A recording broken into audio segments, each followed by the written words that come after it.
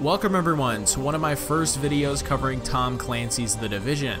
There's been very little news about this game since it was revealed way back in June 2013, so we are coming up on the 2-year mark since this game was revealed, and we're finally starting to hear more and more about the game and a potential beta build for us to try out and play. Now to start off this video, since I'm primarily a Battlefield channel, you guys might not even know what this game is about. Well, The Division is a third-person open-world role-playing game developed by Massive Entertainment and published by Ubisoft.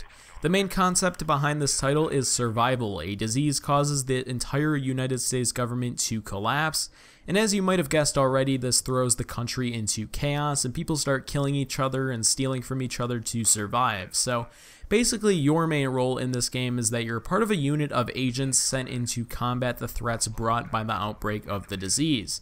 Their main objective is to prevent the fall of society and fix everything.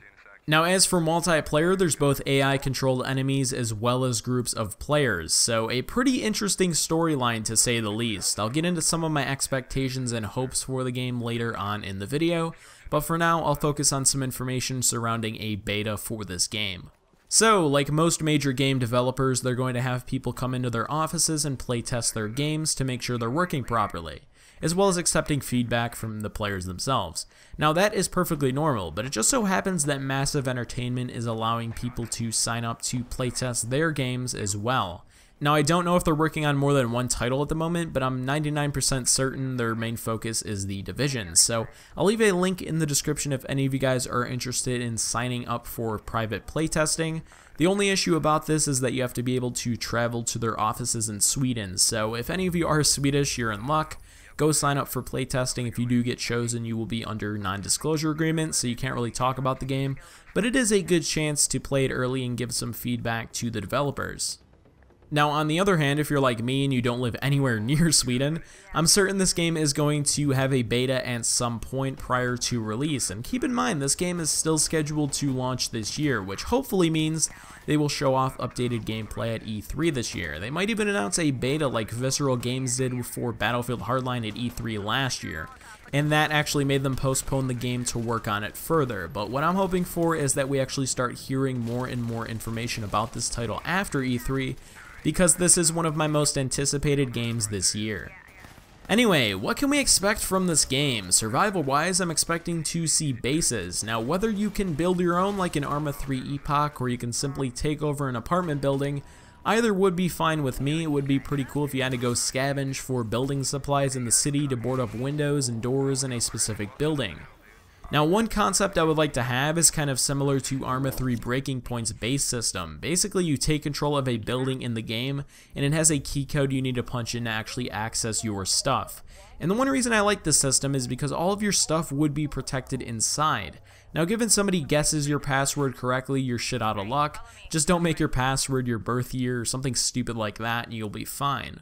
So basically, this building would be your safe haven from the outside world, where you could store weapons to trade in the trading posts, which trading posts are actually confirmed to be in the game, by the way, which is pretty awesome. And another reason I like the safe haven system is because you can give your 4-digit PIN to your group of friends, so the person who made the haven doesn't always have to be online if you want to go inside of it. So all around, I think it is a pretty neat idea to incorporate something along the lines of this into the game.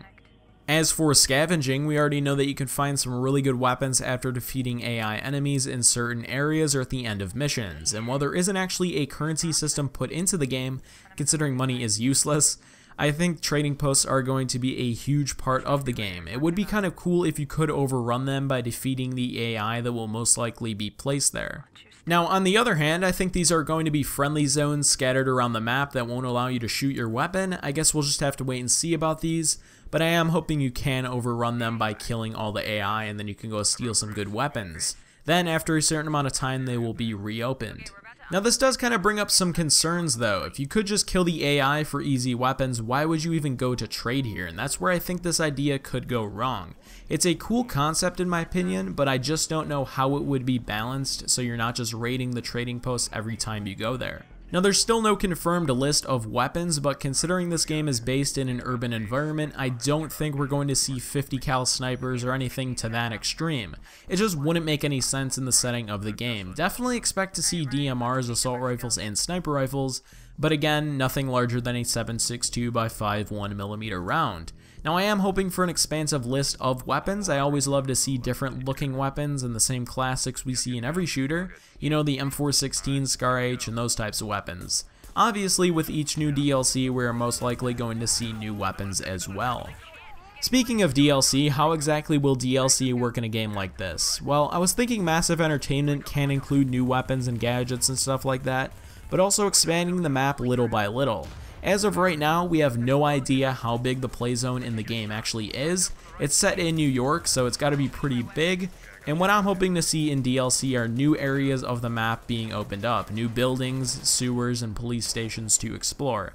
Now in an open world game, you can't really go wrong with more places to explore, and that's one of the main reasons I love open world games. There's just so much to do, and the fact that this game is able to be played with friends makes it just that much better. Anyway, that is all I have to say about The Division so far. If you guys have any suggestions for the game or you want to expand on my ideas, make sure to write them in the comments today. If any of you are new to my channel, definitely hit that subscribe button for more Tom Clancy's The Division coverage in the future. Now if you are excited for The Division, definitely let me know with a like rating today. Besides that, thanks for watching, leave me a rating and a comment down below, and I'll see you in the next one.